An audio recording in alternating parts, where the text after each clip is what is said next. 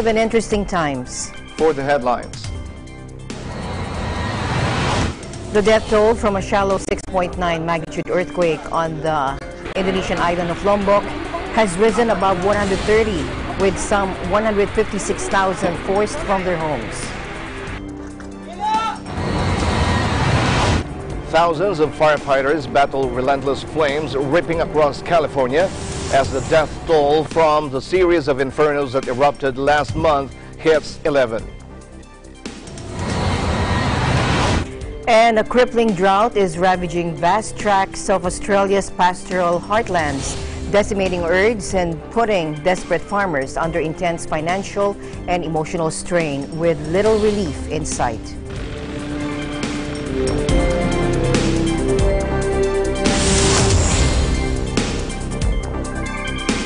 I'm Alma Angeles, wherever you're watching from around the world. Thank you very much for joining us tonight. We welcome our viewers here in the Philippines and around the world. Good evening, everyone. I'm Sam Cepeda. And now to the news.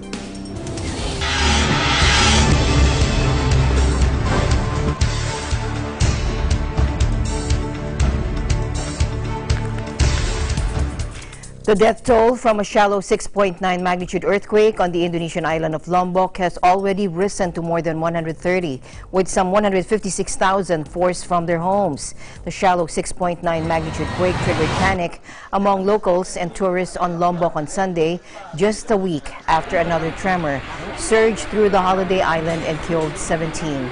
Around 1,477 people have been severely injured in the latest quake, with tens of thousands of homes damaged. And authorities have appealed for more medical personnel and basic supplies. Workers with heavy machinery resumed searching through the rubble of homes, schools, and mosques, with hope of finding any survivors fading. The Indonesian Red Cross said it had set up 10 mobile clinics in the north of the island, and a field hospital had been established near an evacuation center, catering to more than 500 people in the village of Tanjung. Kirnawan Eko Wibowo, a doctor at the field hospital, said most patients were suffering from broken bones and head injuries.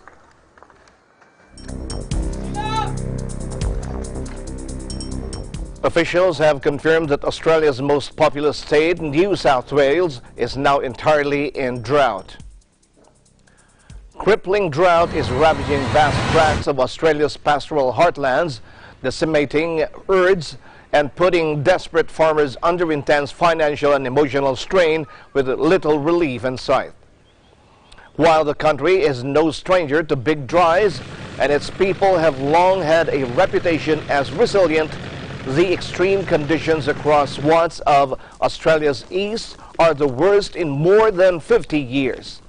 A smattering of rain earlier this week did little to ease one of the driest starts to the year on record, turning pastures to dust and destroying huge areas of grazing and croplands.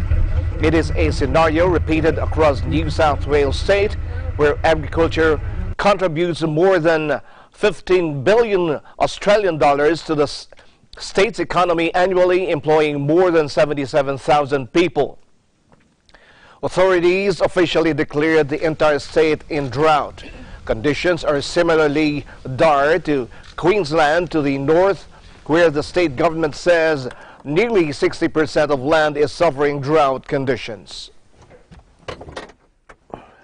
Well, yeah, I was a boy in 65 drought. I was only 16-year-old, come home from school, and that was pretty horrendous drought. That was known to be the father of all droughts, but this one is far worse now. It's definitely because we've had a bigger lead up to it, and it's just going on and on and on. It's, yeah, a lot worse than I've ever seen. Yep. All the climate gurus that know all about the weather still can't tell us when it's going to break. They've got no idea, so we'd run blind, you know, like we just got to plan and hope and pray that it rains. That's all it amounts to. It is a real worry. I want my boys to come onto the farm. I want them to be fourth generation on this farm, and I really worry about the future now. I really wish that politicians would show some leadership on climate change and come up with some better ideas than what we've got right now. I've used so many different methods that I would have never used before to keep my sheep alive, and you know, to me, I think that policies we have to do something now. We have to. I'm worried that this is a trend that is going to continue.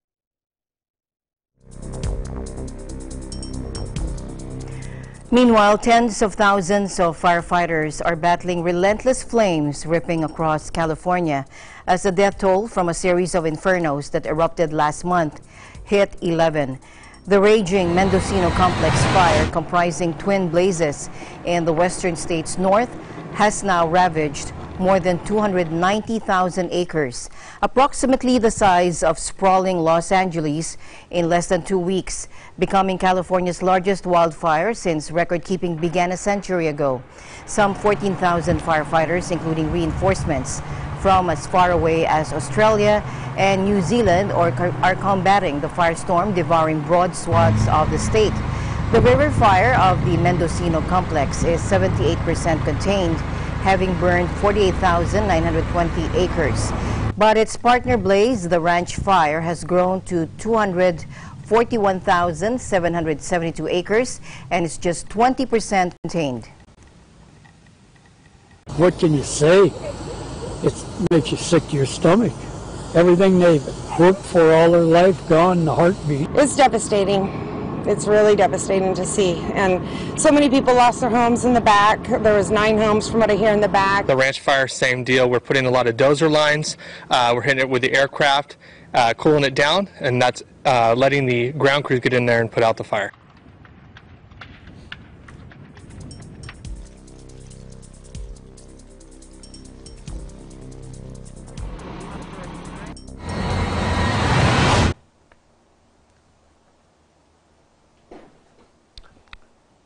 This handout picture, obtained from the European Space Agency on August 7, 2018, shows a view taken by German astronaut and geophysicist Alexander Gerst, showing wildfires in the state of California, as seen from the International Space Station on August 2, 2018.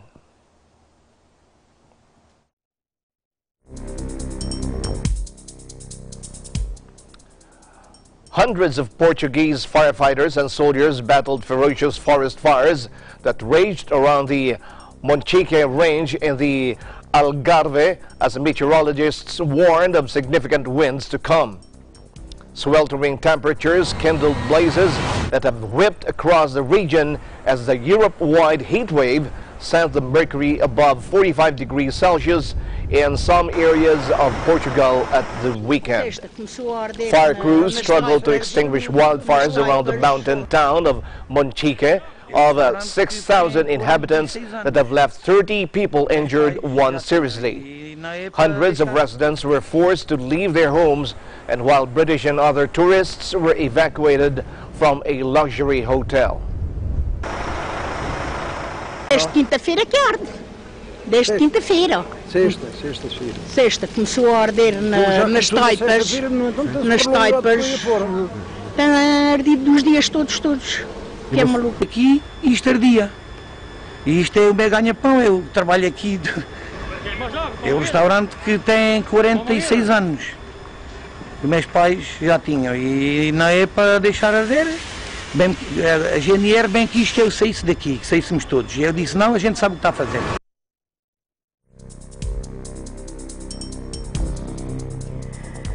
In Japan, a powerful typhoon was churning towards it Wednesday, prompting the nation's weather agency to warn of heavy rain and violent winds and airlines to cancel dozens of flights. Take a look. Typhoon Shanshan was expected to make landfall about 100 kilometers northeast of Tokyo by early Thursday, sparking fears that the busy morning commute in the capital could be disrupted. The storm is packing maximum gusts of 180 kilometers per hour and was around 500 kilometers southeast of Tokyo early Wednesday. With rain and winds expected to intensify on Wednesday, television networks urged Tokyo workers to go home early. The storm could dump as much as 300 millimeters or or 12 inches of rain over the greater Tokyo region by early Thursday. Airlines have canceled dozens of domestic and international flights to and from Tokyo's main Narita airport east of the capital. The ANA Group has scrapped 36 domestic flights as well as international flights from Narita to Shanghai and Hong Kong. And Air New Zealand canceled a round trip between Auckland and Narita. The typhoon is the latest weather front to batter Japan, which has been sweating through a record heat wave that followed devastating rainfall in central and western parts of the country in July.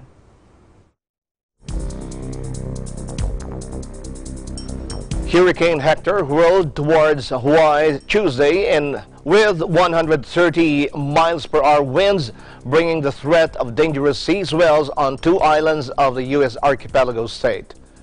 The Category 4 storm was expected to pass about 100 to 150 miles south of the Big Island on Wednesday, government forecasters said. Swells kicked up by Hector are expected to reach shores of the Big Island and Maui late Tuesday, likely becoming large and dangerous starting early Wednesday morning and continuing through Wednesday afternoon, the Central Pacific Hurricane Center in Honolulu said. Off the coast of Mexico, meanwhile, Hurricane John lumbered toward the Baja California Peninsula as a Category 2 storm. It is expected to generate swells with potential for life-threatening surf on the coasts of southwestern Mexico and Baja California, the National Hurricane Center said. On the 5-point Saffir-Simpson scale, a Category 5 storm is the most dangerous, with winds exceeding 156 miles per hour, or that's 251 kilometers per hour. To other news now, Malaysia's former Prime Minister Najib Razak was hit with new charges Wednesday linked to a multi-billion-dollar financial scandal that contributed to his shock election defeat in May. Appearing at a court in Kuala Lumpur, Najib was charged with 3 counts of money laundering over claims he pocketed 42 million ringgit or $10.3 million and pleaded not guilty. He faces up to 15 years in jail for each charge. These are in addition to the charges he faced last month after he was first arrested. 3 for criminal breach of trust and a separate count that he abused his position to take the money. He faces up to 20 years in jail for each of those charges, which he also denied. Malaysia's new government is probing allegations that billions of dollars were looted from State Fund 1MDB, which was set up and overseen by Najib in an audacious fraud that spanned the globe. The new charges allege 42 million ringgit stemming from illegal activities was transferred to a bank account between December 2014 and February 2015. All the charges relate to SRC International, an energy company that was originally a subsidiary of 1MDB. According to an investigation by the Wall Street Journal, about $10 million originating from SRC was transferred to Najib's personal bank accounts.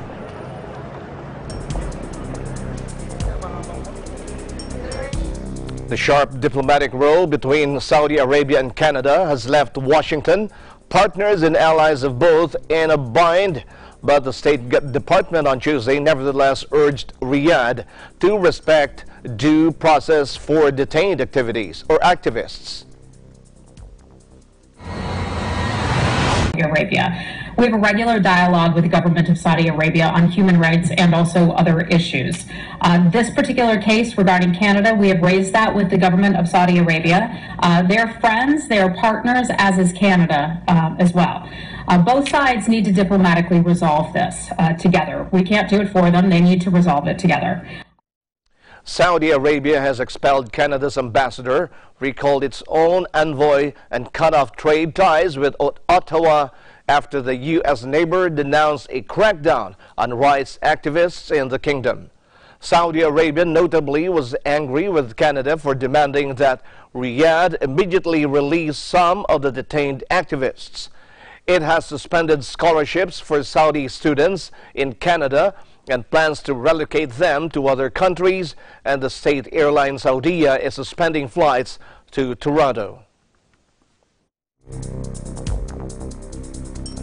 In other news, the Philippines has officially taken over from Singapore the role of country coordinator for the China Association of Southeast Asian Nations Dialogue, or ASEAN Dialogue. Foreign Secretary Alan Peter Cayetano said they will be working for an effective code of conduct on the South China Sea. So we are happy to take over as country coordinator of China. We will be doing this job for the next 3 years. And it is an important job because finally the ASEAN member states and China see eye to eye in the need for a effective COC.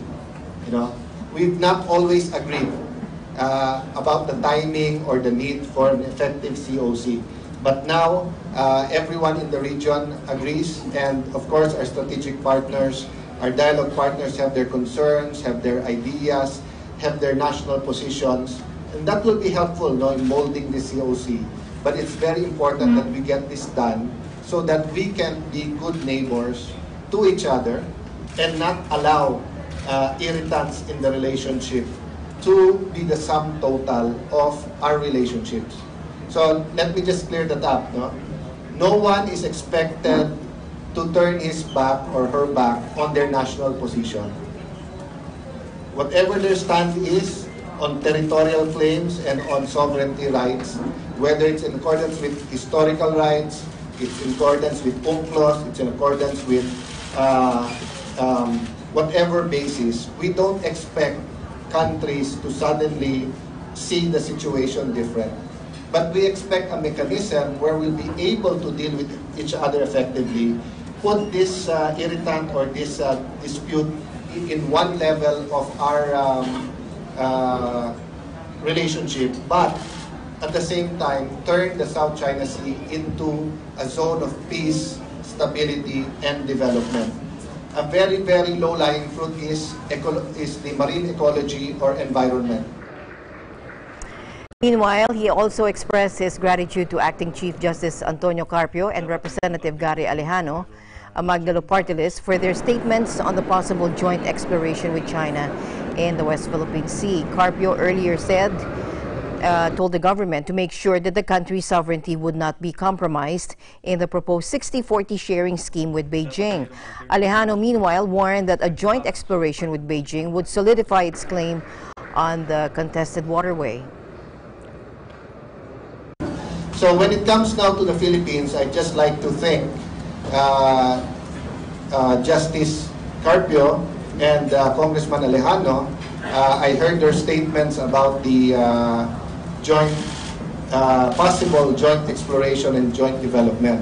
Let me just make this reiteration. Number one, I will confirm to them that any agreement will be in accordance with the Philippine Constitution. We cannot come up with any agreement that is unconstitutional. That is just not cannot be done.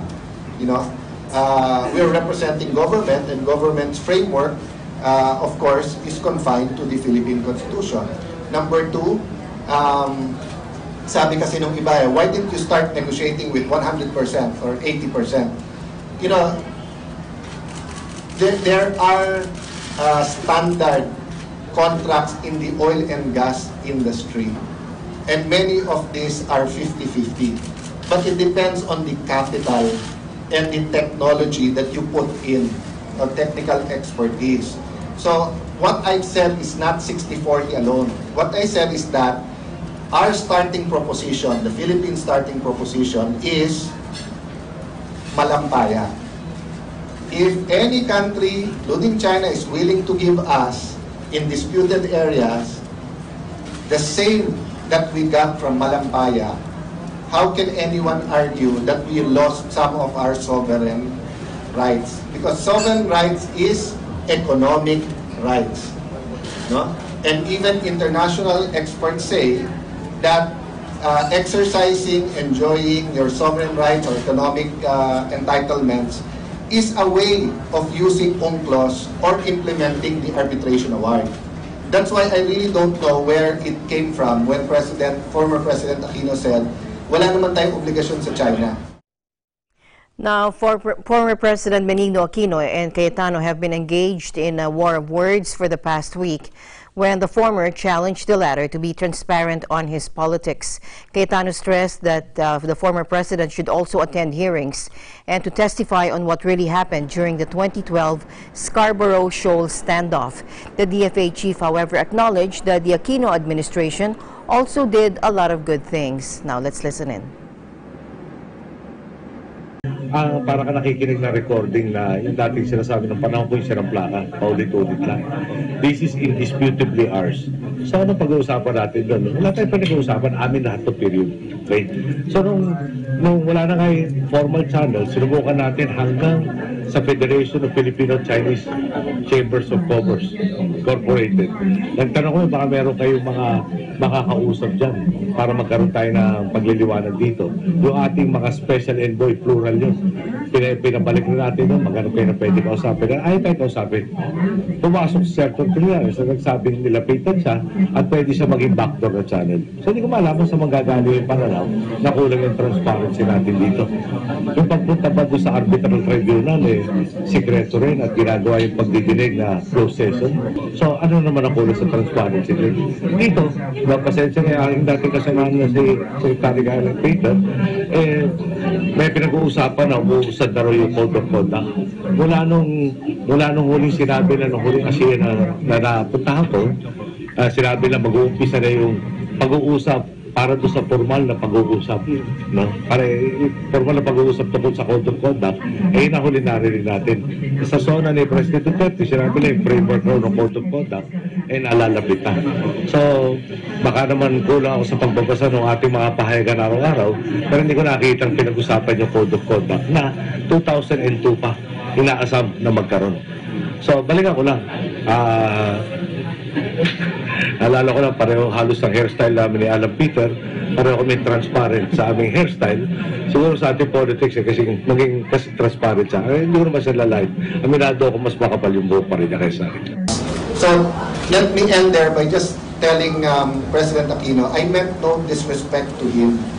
And I did not start this argument with him. It is he who had an interview saying, please be more transparent. How much more transparent can we be, without damaging our national interest or diplomatic negotiations? From day one, the Duterte administration has been open about its dealings with China. There are no secret meetings, there's no secret dealings, everything is above board. So I'm not taking away from President Aquino that his administration has also done a lot of good things, even some great things, Having said that, his administration was not infallible. They did make mistakes. And rather than just keep saying wrong ang policy, it's easy to say that our policy is wrong. But you have to understand first, what was the take-off point of the Duterte administration's policy? It was when he lost Calvoro during his presidency. And until now, the records are not clear of what actions the Aquino government did before, during, and after the standoff. So I'm hoping, I'm also ready anytime, any place. If you'd like a one-on-one debate, if you'd like to bring Secretary Del Rosario or Senator Trillanes, it shouldn't even be a debate. It should be a discussion, a healthy discussion of what the correct policy is and how to build, our relationship with our neighbors, and how to handle the West Philippine Sea, South China issue professionally, in accordance with our interests and with our territorial and sovereign rights. So let me end there by Venezuela's President Nicolas Maduro calls for extradition for all those responsible who financed, directed, and carried out a failed attack on him as the country's all-powerful Constituent Assembly launches proceedings to try opposition lawmakers over the act. Ya hay un grupo grande capturado, se están produciendo allanamientos en este mismo momento para capturar a otro grupo, porque yo quiero que, haciendo uso de los acuerdos de extradición, solicitemos en extradición a todos los responsables que financiaron, dirigieron y llevaron a cabo este atentado terrorista, que viven en el estado de la Florida o que viven en territorio de los Estados Unidos, y de Colombia.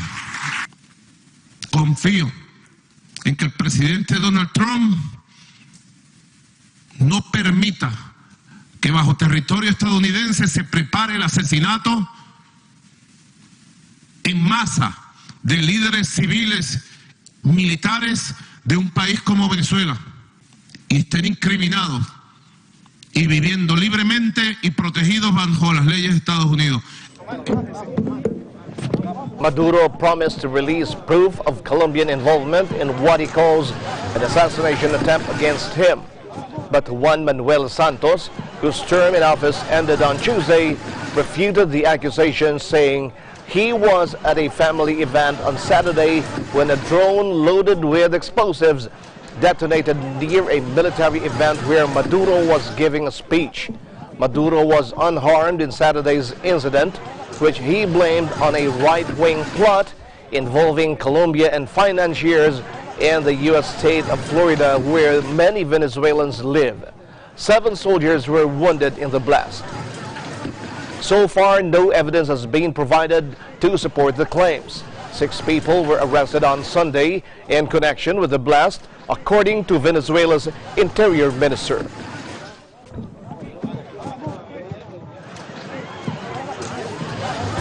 Eagle News International will be right back.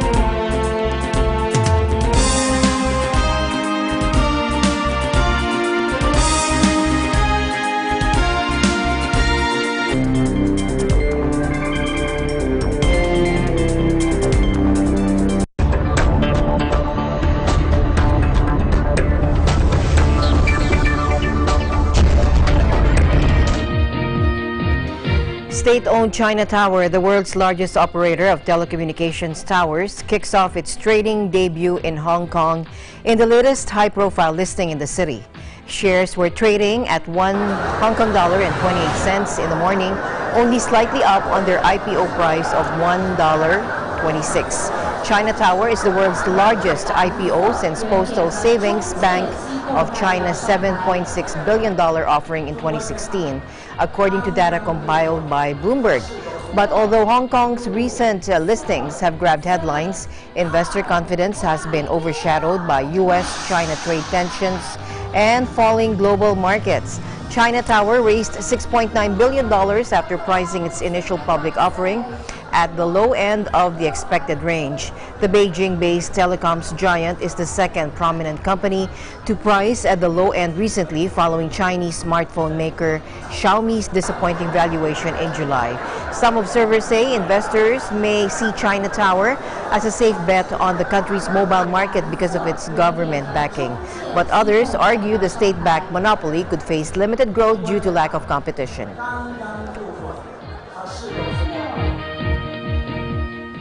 Germany's Ryanair pilots will join a wave of strikes against the no-frills carrier across Europe on Friday, escalating a row over pay and conditions at the height of the summer season. Germany's powerful cockpit union said it had asked its 400 Ryanair pilots to walk off the job for 24 hours or from 3:01 a.m. on Friday, affecting all of the airline's outbound flights.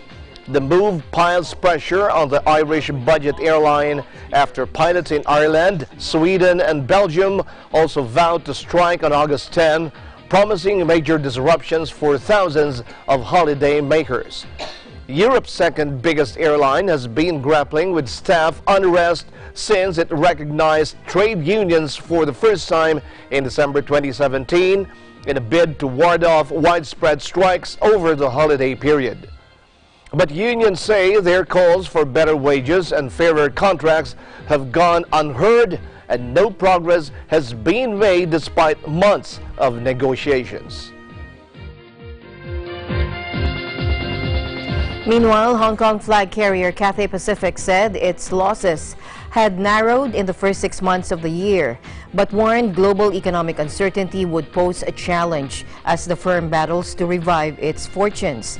The airline posted a net loss of 263 million Hong Kong dollars or 33.5 million US dollars compared with a 2 billion Hong Kong dollar loss for the same period in 2017.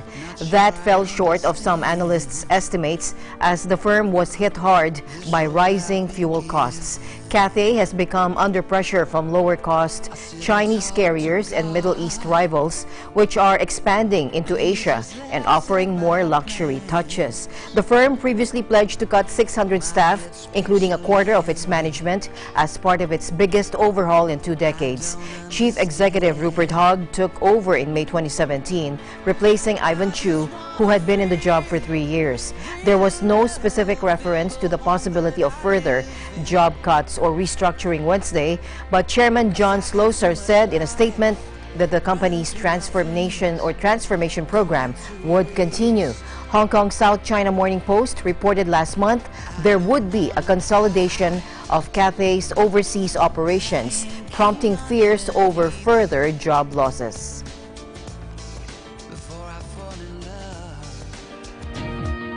South Korea's Samsung Group on Wednesday said it would invest $22 billion over the next 3 years in cutting-edge technology, including artificial intelligence, self-driving cars, and biopharmaceuticals, as it searches for ways to drive future growth. The investment will be primarily led by Samsung Electronics, the world's biggest maker of memory chips, which has faced a string of setbacks in recent years, including a fall in smartphone sales and a corruption scandal that saw its vice chairman Lee Jae-yong jailed last year. Although demand for its memory chips remain robust, the market for its smartphones appeared to have hit a wall, prompting the company to search for fresh growth opportunities. Samsung will also expand investments in manufacturing hubs, seeking to increase production of semiconductors and display screens, as well as dominate new markets by developing technology to power self-driving cars. Meanwhile, the company said it expected to add 40,000 new jobs over the next 3 years, in news that will likely bring relief to South Korea's government, which is currently struggling with high youth unemployment. The announcement came 2 days after South Korean Finance Minister Kim Dong-yeon met the group's de facto head Lee, calling for Samsung to create new jobs and boost the economy. The scion of the founding family, Lee was jailed last year for his part in the graft scandal that brought down former President Park Geun-hye. He has since been released after some of his convictions were quashed on appeal and is now awaiting a Supreme Court decision.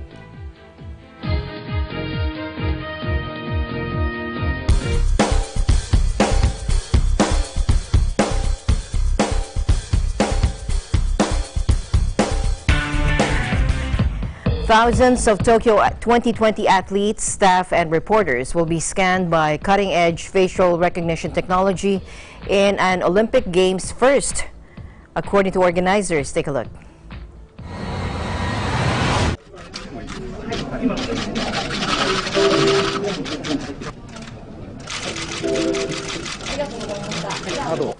全会場の関係者入場エリア入り口に設置し、関係者約30万人の入場管理に顔認証システムが導入されます。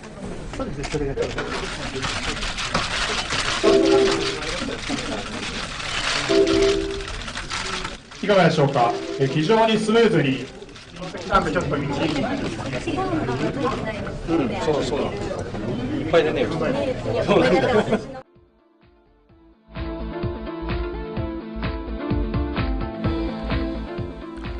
NASA is poised to launch a $1.5 billion spacecraft on a brutally hot journey towards the sun, offering scientists the closest ever view of our strange and mysterious star.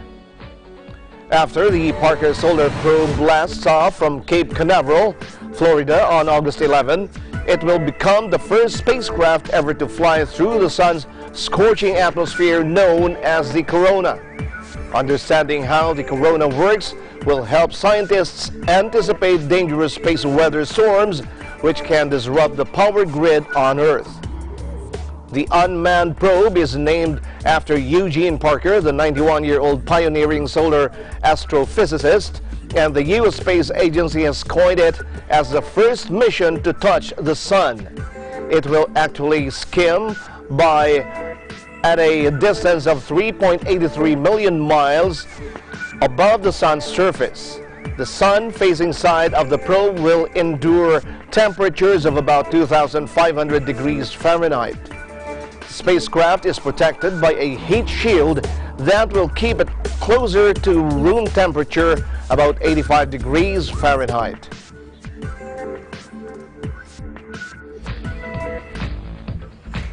In other tech news, esports takes another big step as the inaugural season of Blizzard's Overwatch League comes to national television. Norman Castro takes us to the action between the London Spitfire and the Philadelphia Fusion as they battle for the title of Overwatch League's first ever world champions. Norman? We are here inside the Barclays Center in Brooklyn, New York, to witness the grand finals of the inaugural season of the Overwatch League. The London Spitfire look to topple the Philadelphia Fusion to claim their prize of $1 million and hold their supremacy as the league's first champion. Let's look at what it takes to be crowned champions in Overwatch. Before the matches started, the fans were treated to live music as well as photo ops and other experiences. By the time the game started, the energy reached a fever pitch. Over 40 million players worldwide play Overwatch across the platforms of Xbox One, PlayStation 4, and the PC. Overwatch is a first-person shooter video game created by Blizzard. 2 teams of 6 battle out for map supremacy in 4 types of maps: Assault, Escort, Hybrid, and Control. The players on each side can choose from 3 different roles: DPS, or the damage dealer to their opponents, Support, whose main job is to heal others, and the tanks, whose main purpose is to absorb damage and be the shield for their team. Day 1 of competition saw Philadelphia Fusion have a strong start, winning Map 1 in the first Best of 5 series. EQO and Carpe showed why they were considered the best DPS duo in the league. After Map 1, however, London Spitfire turned it up, with Prophet taking control of each map with his proficient use of multiple DPS heroes. After day 1, London Spitfire defeated the Philadelphia Fusion in the first best-of-5 series 3-1. Day 2 contained high hopes from both teams. While nervousness could have accounted for missed shots and poor positioning, Day 2 brought another chance. Before Series 2 started, the crowd was treated to a concert by DJ Khaled.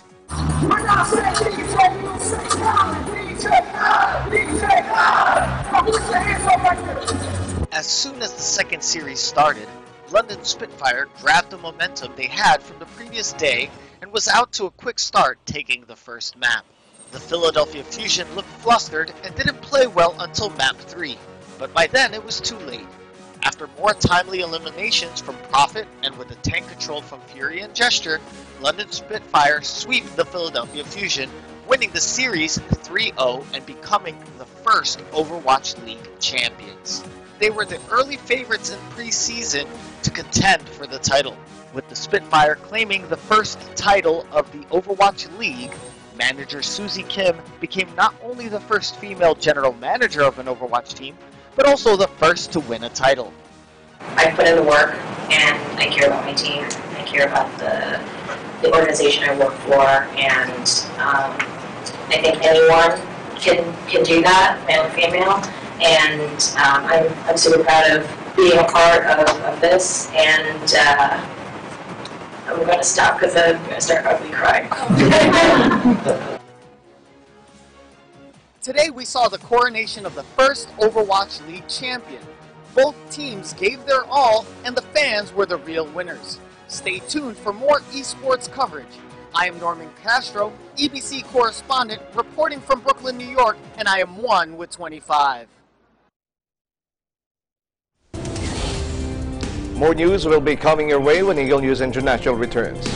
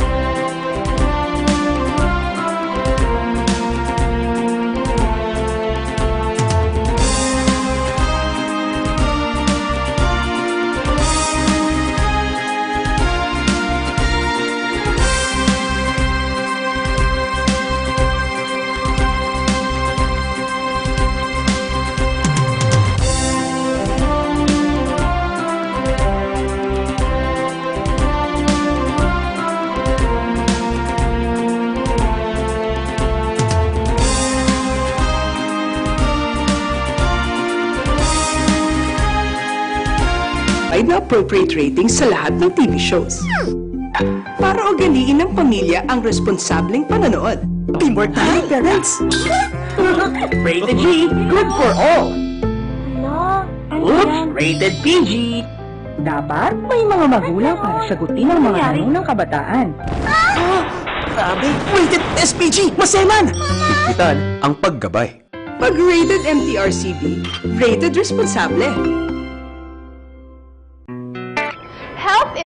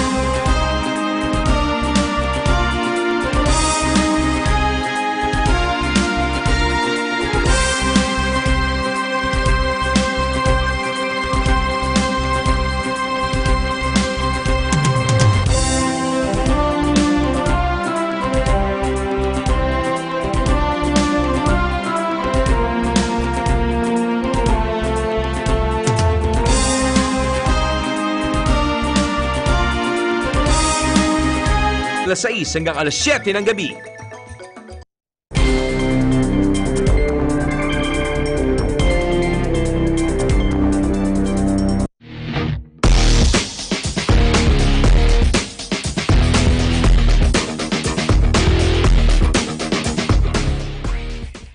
In sports, the head of the International Tennis Federation defended his controversial Davis Cup reform bid on Tuesday, vowing the revamped event will bring benefits across the tennis world.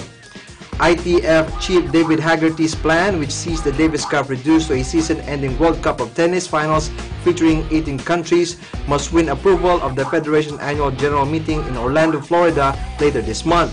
The reform bid has opponents, notably with Tennis Australia voicing concerns about transparency and Tennis Europe expressing reservation about a conflict with the ATP's plan to set up a World Team Cup. In a phone interview, Haggerty insisted his project will drive tennis global development for years to come. He added that the reforms will allow the ITF and the Federation to do what no other bodies, which is to develop the future generation of players. The ITF reform has been boosted by a $3 billion partnership from investment group Cosmos, founded by Barcelona football star Gerard Piqué, as well as the backing of the organizers of Wimbledon, the French Open, and the US Open. Madrid and Lille are the two leading cities to host the first edition of the revamped Davis Cup in November of 2019, Haggerty said. In NBA, Carmelo Anthony has verbally agreed to sign with the Houston Rockets, a person with a direct knowledge of the negotiation told the media. The person requested anonymity because the deal is not finalized. The decision comes after Anthony cleared waivers following his release from the Atlanta Hawks, who had traded for Anthony in a 3-team deal with Oklahoma City and Philadelphia that saw the Hawks acquire a protected first-round pick while shipping Dennis Schroeder to the Thunder. The trade was made in large part because it is slated to save the Thunder nearly $73 million in payroll and luxury taxes, according to ESPN front office insider and former Brooklyn Nets assistant general manager Bobby Marks. Anthony spent just one season with the Thunder following a trade from the New York Knicks, but playing alongside Russell Westbrook and Paul George, he experienced the worst season of his career, averaging just 16.2 points. The 34-year-old Anthony will join Chris Paul, one of his good friends in the league, and James Harden on a Rockets team that made the Western Conference Final and had the best record in the NBA in 2017 and 2018. Meanwhile, in Philippine basketball, national coach Yang Giao admitted 9 players are more or less assured of the places in his Philippines team for the 2018 Asian Games. Giao admitted his Asian roster is pretty much set with the 6 rain or shine players in Maverick Ahmisi, Raymond Almazan, Bo Belga, Gabe Norwood, Chris Tew, and James Yap assured the places in the final 12. Giao said Christian Stan Hardinger as well as Stanley Pringle and Poy Aram are also shoe-ins to the hastily assembled team that will be looking to improve on the country's 7th place finish back in 2014 in Korea. Among the players that are still battling for spots, based on Giao statements, are Paul Lee, Asita Olava, Don Trollano, and Gilas Cadet members Kobe Paras and Richie Rivero.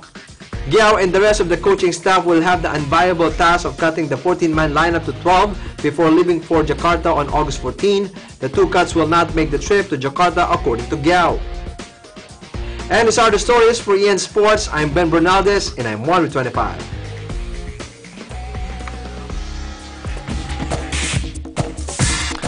Let's head on to Canada, where Kathleen Cruz takes us to the toughest 400-meter race. Watch this. We are here in Whistler, Canada for the Red Bull 400, the toughest 400-meter race in the world.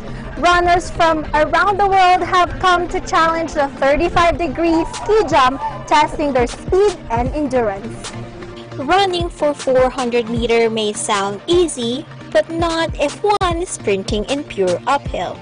This is the 3rd year that Whistler has hosted the event at Whistler Olympic Park. And this year, about 600 competitors hustled to the top. Red Bull 400 is the steepest 400-meter race in the world. So unlike a 400-meter run on a flat surface that pretty much anybody can do super quickly, we're sending athletes up an Olympic ski jump. So they're climbing on hands and knees. It takes them 5, 6, 8, 10 minutes to get up the ski jump. So it's a tough 400-meter run. The ultimate physical challenge is nothing like other. It's a test of human endurance and strength. Out of body? Yeah. Yeah, I would say like you feel it in your lungs before you feel it in your legs. In the immediate, not good. You are tired and you want to puke. About half an hour after completing the race, I still want to puke, so I'll get over it, but it feels nice to have completed it. And why do this?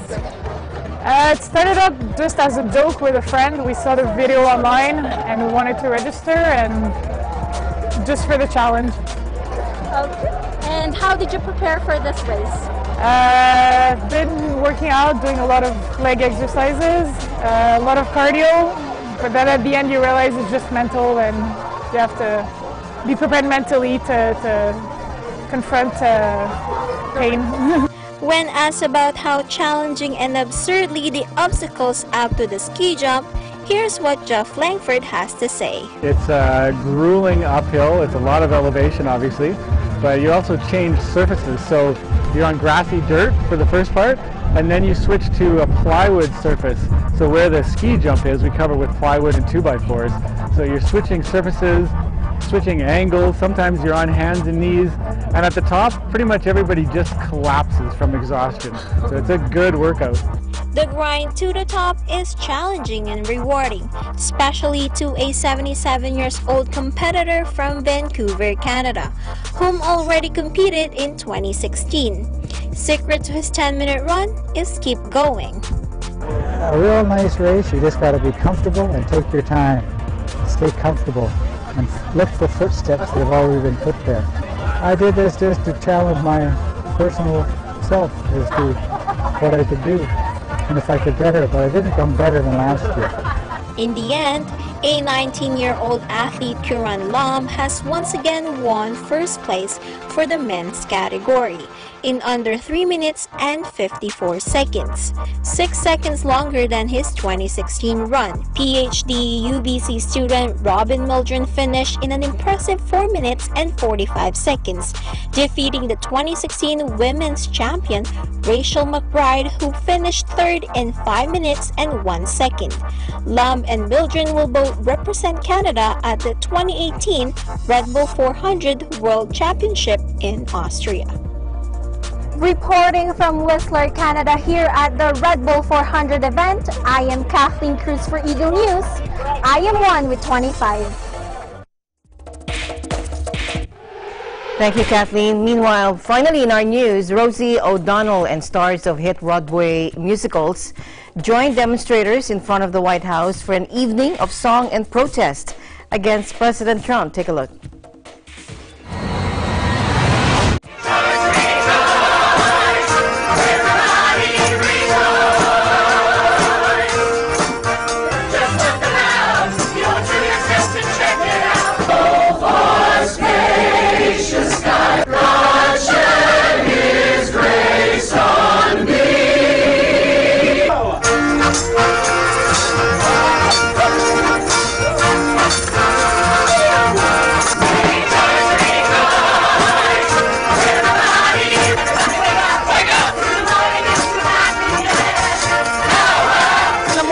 That show up here eventually will take over all of D.C. and they'll have no choice but to resign.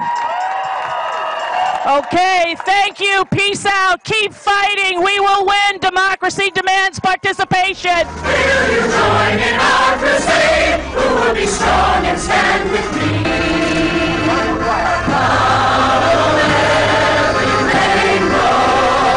Every once in a while we get a little lazy and don't do as much, but we say, well, we got to go, and it's a 4-hour drive, but we wanted to come here and show support, and we're glad it's a good turnout. History has its eyes on you, a quote from Hamilton, and I think Donald Trump should remember that history has its eyes on him. So he should remember that when making political decisions.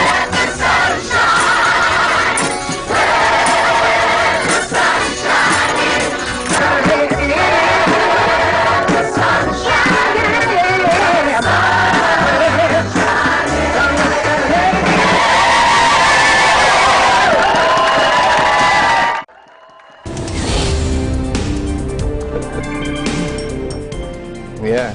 Musical protest. Yeah. That was cool. Don't forget to like us on Facebook, follow us on Twitter and Tumblr. Also check our boards on Pinterest and pictures on Instagram. I'm Sam Cepeda. Thanks for joining us. I'm Alma Angeles, and we're one with 25.